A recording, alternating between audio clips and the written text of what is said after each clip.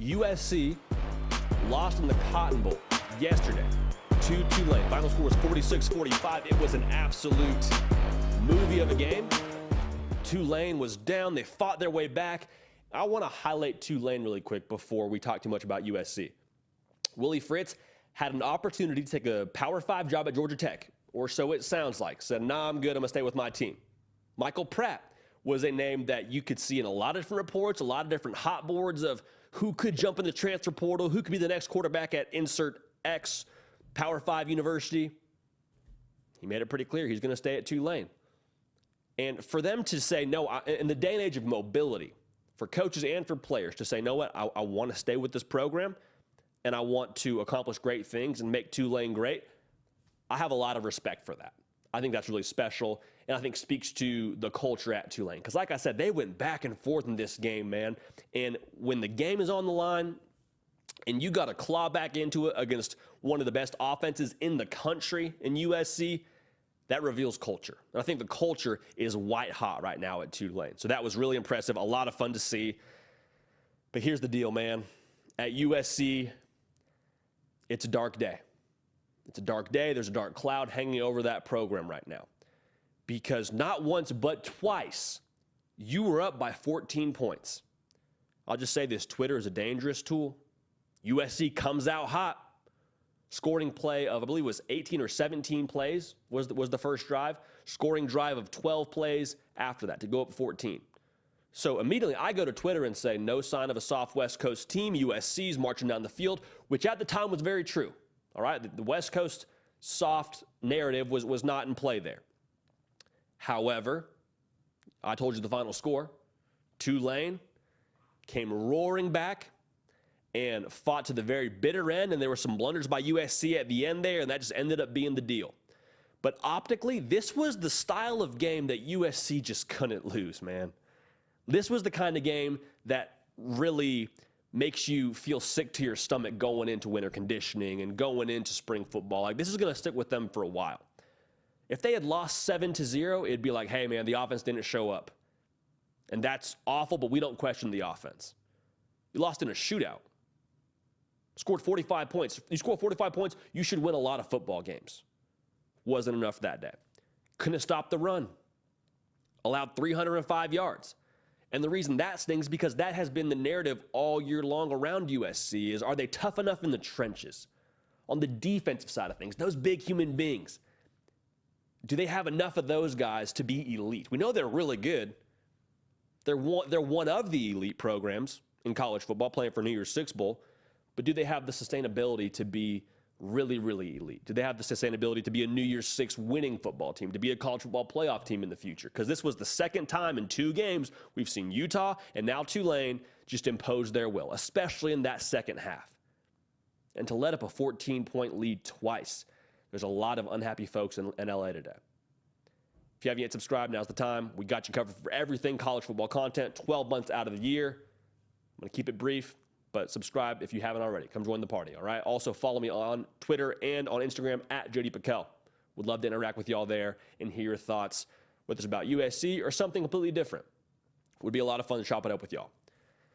The last 2 minutes of this game are difficult to stomach because you had a muffed kickoff that put the football on like USC's own 2-yard line. Then you had a safety. 2 things that you just can't have happen happened at the end of this game for USC. And so truly what I think this loss is for USC right now is a mirror. It just shows you who you are. And I'll tell you one thing, men lie, women lie, y'all mirrors don't lie. I'll tell you exactly the truth. And the truth about USC right now is they have a ton of talent. They are a very good, very talented team. People are going to knock the culture today because that's just kind of like the hot word to use. I don't even think the culture's bad at USC. I mean, heck, they had a lot of big football games that they won because of culture. Game at Oregon State, on the road in Corvallis. You say it's Oregon State. I say I don't care. You were down. You were on the road. You found a way to win. Culture. Against Notre Dame in a letdown spot. Found a way to win that game. So I don't think the culture is poor. I think the organization has some holes. Because organizationally, when you are elite at closing out games, when you are a pro, that's when I think you're an organization. Like the organizations, they are transactional in how they finish out these games. They don't let the little details slip through the cracks. And personnel, I think defensively has some room to go. We'll talk about that in a minute here, but the organization, I think, is something that needs to be tinkered with. Now, what does that look like? It's not for me to say. A lot of people on USC's campus make a lot of money to make those decisions. The way that it feels is you're probably at least reevaluating your staff. I'll just leave it at that. And then also you're probably reevaluating your process when it comes to what you do during the week in your offense, or in your off season rather. 305 yards rushing allowed, you got to get stronger, got to get more physical. And so for USC, it sounds funny to say, but to me, the way my mind works, I feel like they are a lot of dessert and no dinner. A lot of things that are appealing to the eye. Win the turnover margin, that's crucial. Score a lot of points, that's great. Really talented players on the perimeter. A lot of things that you're like, man, that's sweet, I like that. That should be good for me. But when you don't have the things that are sustainable, the things that allow you to get further to accomplish your ultimate goals, the things that are going to nourish you and allow your program to do the things that they want to do, that's the dinner, that's the chicken, that's the steak, that's the veggies. You got to have those, man. And to me, the comp to that, the comp to dinner is, like I said, the big human beings in the trenches. On the defensive side of things especially. Got to get better in the middle. And it has to happen now, and it has to happen in the transfer portal. I feel relatively confident they're going to recruit well because USC is a national brand, because I think Lincoln Riley understands a lot about modern college football, and I think he knows, he's aware that that has to be a point of emphasis going forward. But the reason why it has to happen now, because you got number 13 on your team. You have one of the best quarterbacks in college football history, in my opinion, just from watching the tape. I think he's generational in his talent. And if you don't get him a strong defensive trenches, I think you waste the potential of what he could be for your team. Because this is what USC can be. They can win, I feel pretty confident in saying, 9 to 10 games a year, just with the dessert formula alone, just with having flashy offense, really good quarterback, scoring a lot of points. That's going to allow them to win a lot of those games. But if you want to compete for college football playoffs, if you want to win the conference, you have to go get those big human beings. And you got 1 year to do it.